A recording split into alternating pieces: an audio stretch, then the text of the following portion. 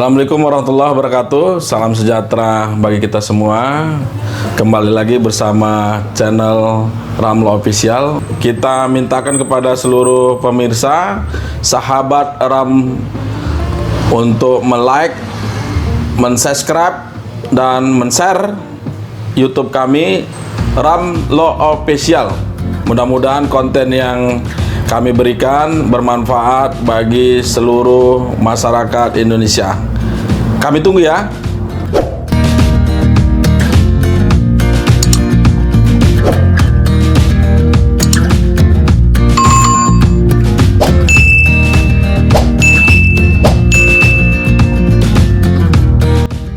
Oke, terima kasih sudah like, subscribe dan share channel kami Ramlo Official. Kita lanjutkan. Kalau Pak Said, Bang Said gimana nih ininya pandangannya terhadap profesi advokat lah. Profesi advokat ini kan salah satu profesi yang saat ini lagi harum-harumnya di masyarakat dan sudah memiliki payung hukum. Jadi sebagai penegak hukum, sama dia setara dengan penegak hukum lainnya. Udah punya payung hukum, yakni Undang-Undang Advokat nomor 18 tahun 2003. Nah, jadi karena dia punya legitimasi, punya payung hukum, dia sama kedudukannya sama jaksa, polisi, dan kehakiman. Bagaimana pandangan Bang Said terhadap lawyer ini?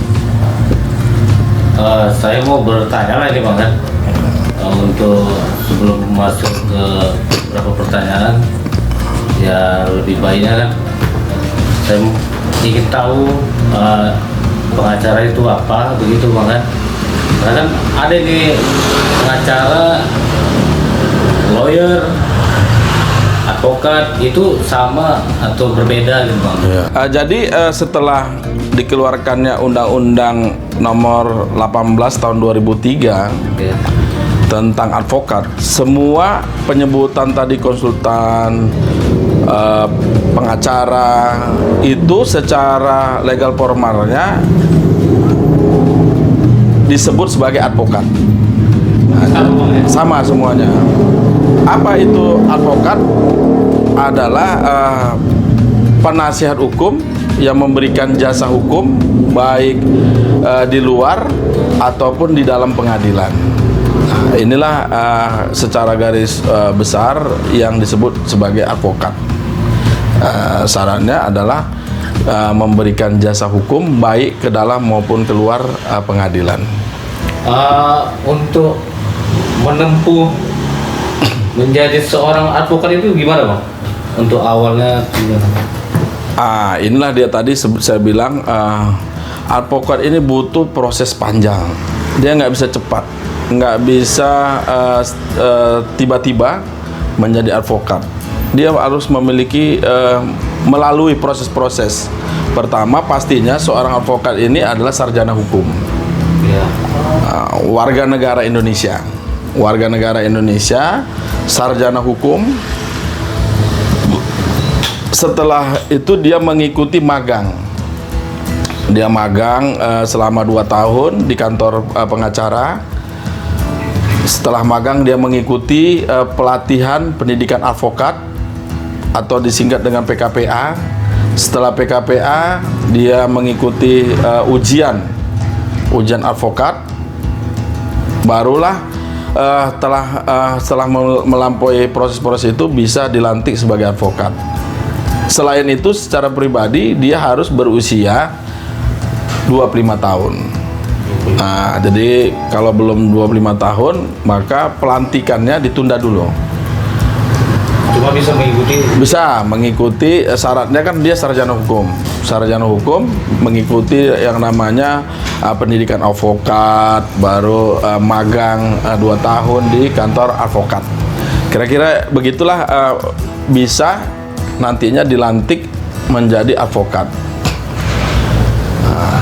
Nggak bisa kucuk-kucuk tamat kuliah langsung menjadi advokat. Dia harus mengikuti proses.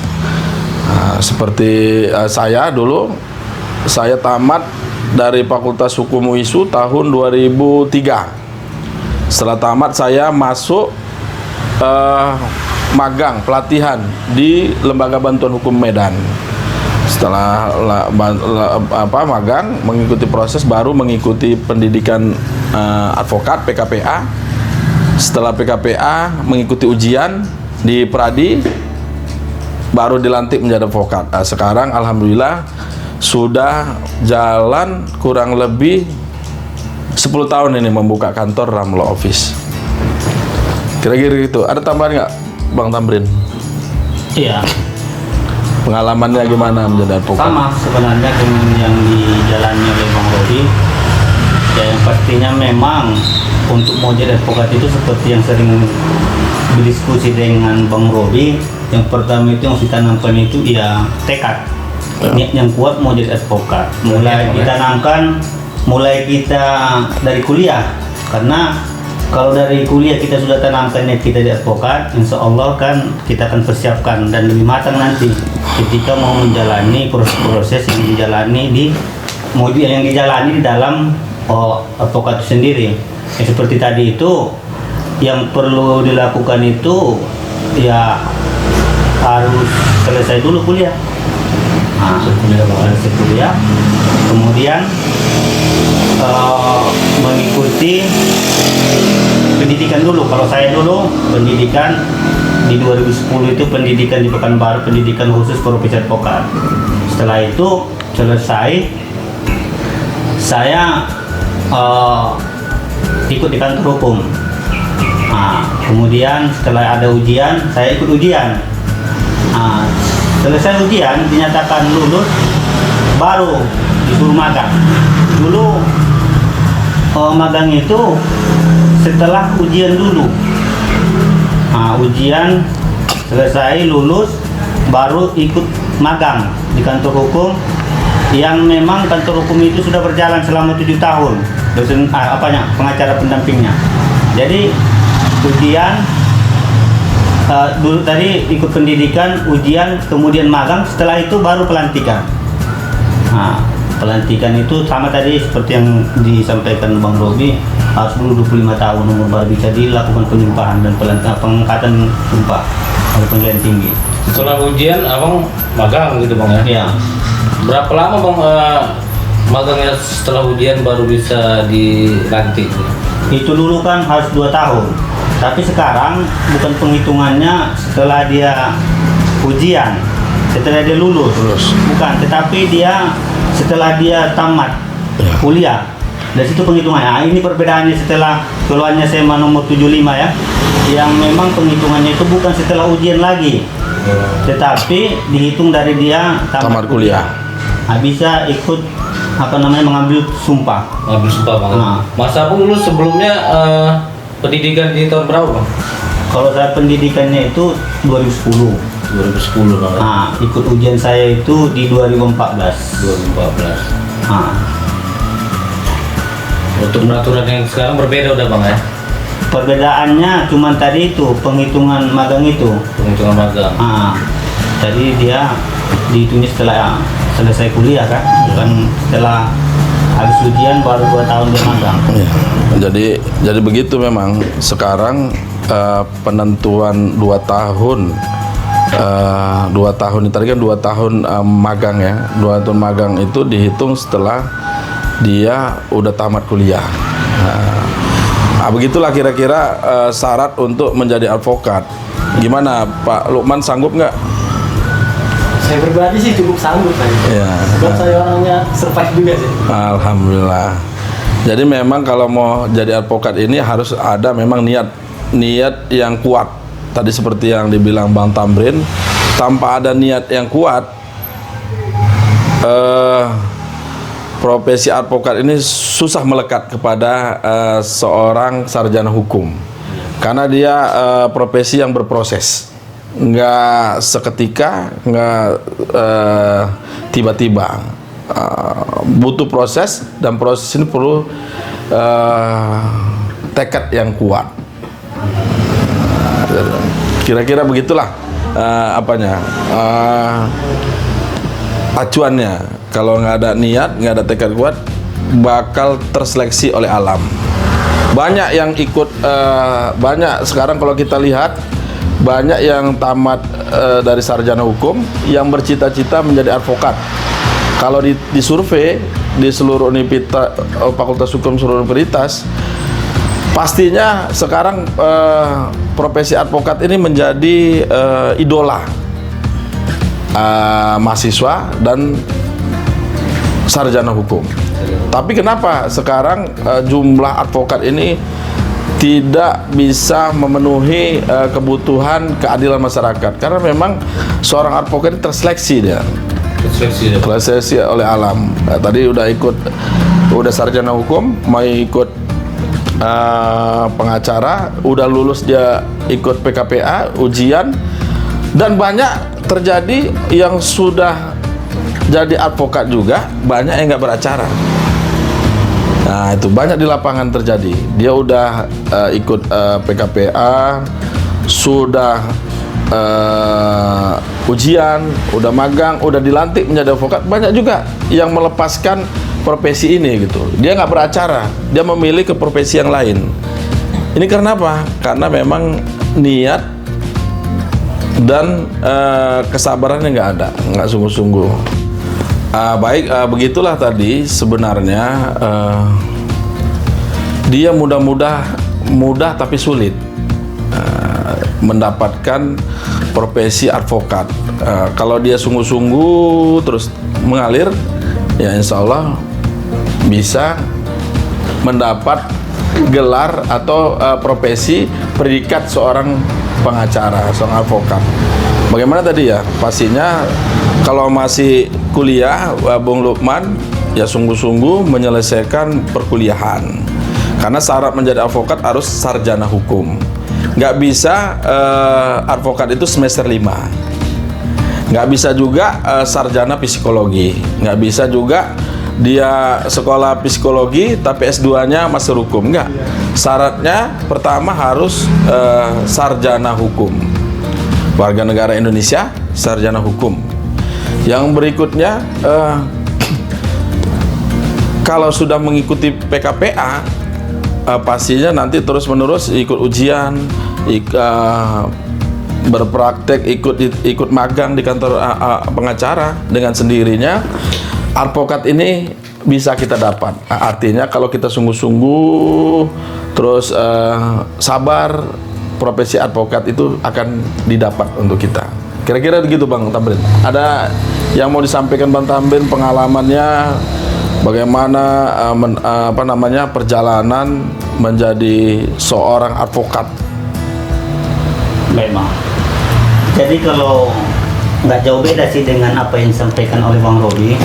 Memang mau jadi advokat itu yang pertama itu memang niat. Nah, niat yang kuat. Kemudian sungguh-sungguh. Kalau sudah niat itu ya dilaksanakan secara sungguh-sungguh. Jangan hari ini mau advokat ya dilihat temannya kerja dapat gaji bulanan, sementara advokat kadang nggak dapat gaji bulanan. Waduh, nggak betul ini advokat. Nah, jangan, harus sungguh-sungguh, tetap konsisten. Yang kedua tadi ngotot. Kita terus ngotot, apapun ceritanya.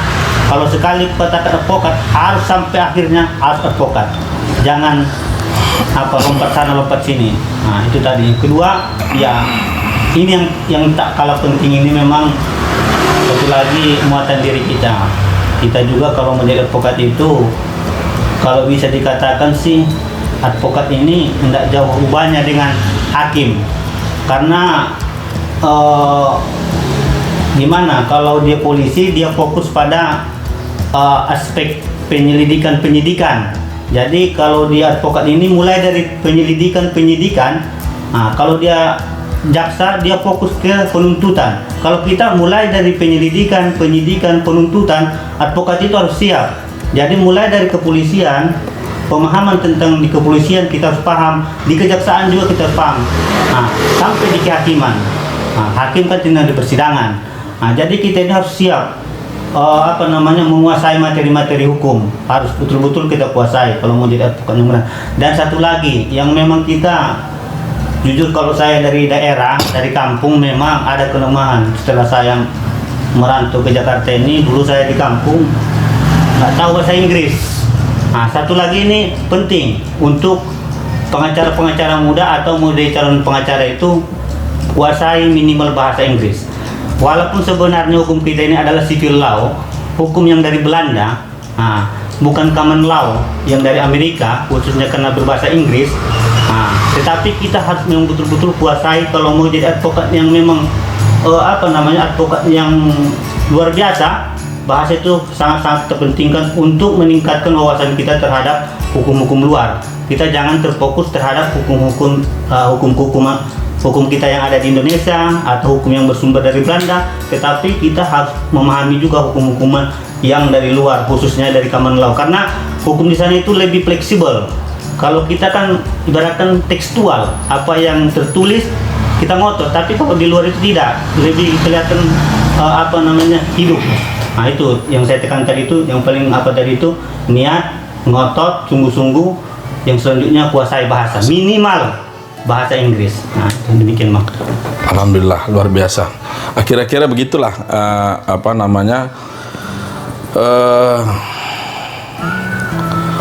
menjadi seorang advokat yang baik dan ternama. Kalau udah dikuasai ilmu prakteknya dan dia memiliki bahasa, insya Allah nanti menjadi advokat yang handal. Tapi sebelum ke sana, yang paling penting tadi selain kita punya tujuannya menjadi advokat, semangat, sungguh-sungguh, sabar. Yang paling penting harus berkarakter. Ini yang paling penting. Berkarakter itu apa? Harus kita memiliki kelebihan dari yang lain. Apa itu? Misalnya, karena ini profesi advokat ini kan jasa.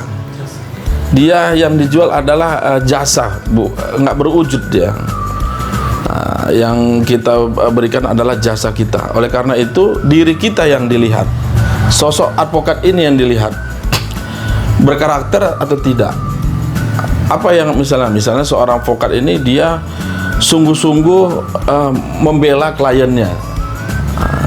Dia totalitas, tidak menyia-nyiakan, tidak menelantarkan klien, terus tepat waktu. Bagaimana memberikan pelayanan yang baik. Ini jarang memang kebanyakan advokat. Itulah harus kita punya kelebihan berkarakter yang lebih dari yang lain. Harus kita bisa memberikan servis yang terbaik kepada klien, karena dia ini jasa, ini dari mulut ke mulut. Dari mulut ke mulut, dari klien kita yang kita tangani satu. Jadi dalam menangani perkara jangan melihat nilai jasa yang kita dapat. Tapi tadi itu seorang advokat ini harus lebih mengedepan kepada proses seorang advokat. Dia kan pembela. Tadi seperti yang dibilang Bang Tamrin, seorang advokat ini adalah pembela dan mendudukkan posisi hukum, mendudukkan posisi. Oleh karena itu lebih didepankan itu, nggak menilai seorang klien. Artinya jangan kita pilih kasih terhadap klien yang datang. Misalnya klien yang nggak punya uang, kita kesampingkan, terus kita telantarkan, kita nggak totalitas. Pas waktu klien kita punya uang, berduit, kita totalitas, seolah-olah kita buat, penampilan pun dibuat-buat. Itu jangan. Itu namanya advokat yang tidak berkarakter. Advokat berkarakter itu bagaimana kita totalitas keseluruhan dalam mendampingi klien. Kira-kira itu yang secara global yang bisa kita tanamkan menjadi advokat. Dan kalau sudah menjadi advokat harus totalitas menjalankan profesinya dan berkarakter. Kira-kira begitu. Baik, alhamdulillah kita sudah berdiskusi sama calon generasi penerus bangsa. Kesimpulannya, bagi yang mahasiswa sungguh-sungguh berkuliah di kampus, tapi tetap menentukan sikapnya. Sudah sarjana, yang ingin menjadi advokat, lakukan, datangi profesi itu, karena kalau kita tidak datangi nggak bakalan dapat kita sebagai profesi advokat. Yang sudah jadi advokat, kita sungguh-sungguh totalitas mengemban profesi sebagai advokat. Kira-kira begitu diskusi kita. Mudah-mudahan apa yang kita diskusikan ini bermanfaat, menjadi rujukan, pijakan, dan bagi pemirsa jangan lupa sekali lagi like, subscribe, dan share channel kami Ram Law Official. Kita kembali kepada bincang-bincang berikutnya di Ram Law Official. Salam Cakrawala Hukum.